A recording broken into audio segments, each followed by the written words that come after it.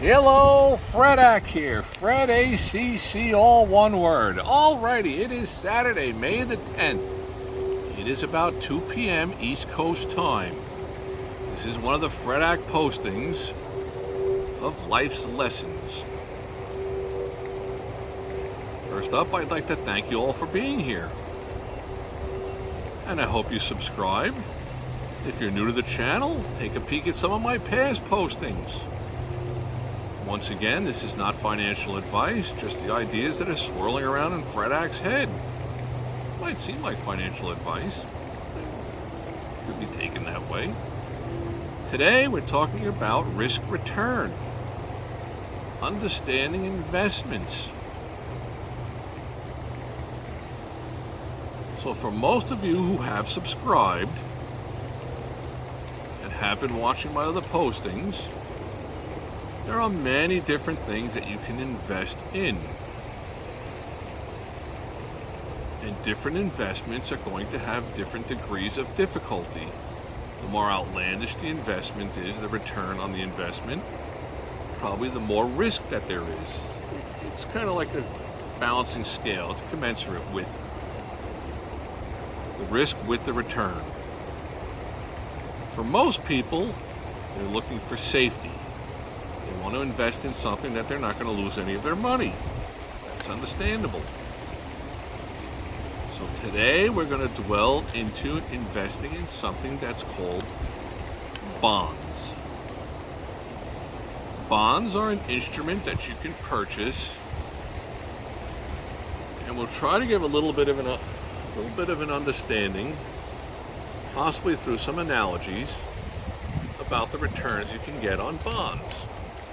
Now, the goal for most people with a certain amount of safety is to outpace inflation, or at least keep pace with inflation.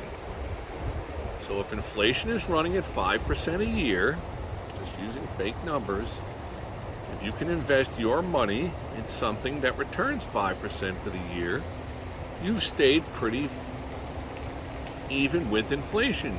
A year later, your money can still buy what you could have bought a year earlier. Sure, the inflation of 5%, things went up by 5%. The $100 item is now $105, but your $100 turned into $105, so you've stayed current. Didn't gain anything, didn't lose anything. So now we'll talk about bonds. Naturally, the more risky that the bond is, the more of a return you're going to want to be receiving. As for your tolerance, for your patience. Let's just take a large company, and I'm totally making these things up in my head, but let's go with something like, I don't know, let's go with Home Depot. They probably have Home Depot bonds. You can purchase a bond from Home Depot, and this is all made up. Let's say there's a $10,000 bond from Home Depot, and it pays, I don't know, let's just say 6% per year. So you put $10,000 into that, and 1 year later, you'll be $600 richer. Now, if you were going to buy the bond of a company that was on the brink of bankruptcy or already in bankruptcy, considering that you're at risk to lose your investment, it's going to be based upon the financial wherewithal of the entity that you're investing in. So you might say to yourself, well, why would companies want to float bonds out to the general public?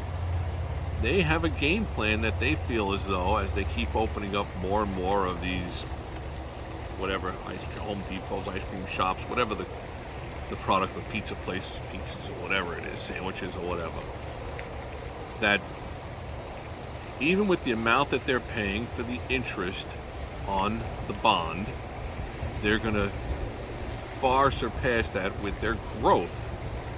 Understandable. Now, if it's a company that's hemorrhaging money and losing a lot of money, locations are closing, you're going to want to have a much better return. So you can invest your money into different private, publicly traded companies. There's probably private money that you can get involved with. You can invest it into countries. So naturally, if you purchase a bond for $10,000 from the United States government, they have short-term 2-year Treasury notes. They have 10-year and 30-year. These things fluctuate on a daily basis depending on what interest rates are doing. Why would these things be fluctuating? They're all fluctuating on a momentary basis. Let's explain that a little bit. So if you purchase a bond, let's say from the US government, and the inflation rate is at 5%, and they're giving 5.5%, and you invest $10,000 into this bond, if the interest rates are lowered and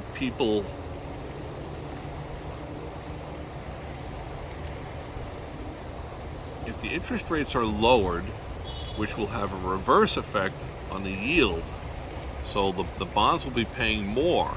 So if somebody can put their $10,000 into something that's paying 7% a year, why would they be interested in buying your bond from you that's only paying 5.5%? You have to understand that.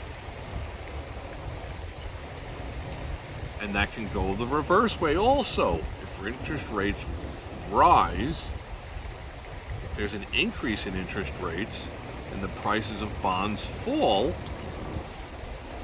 then your bond could be worth less money. These are the things you have to think about when you think about investing money, whether it's into something safe or something that's dangerous, or that's not that financially stable. Take any of the major companies out there that are not doing so well financially. The bonds that they have might be viewed as distressed, that they're in trouble.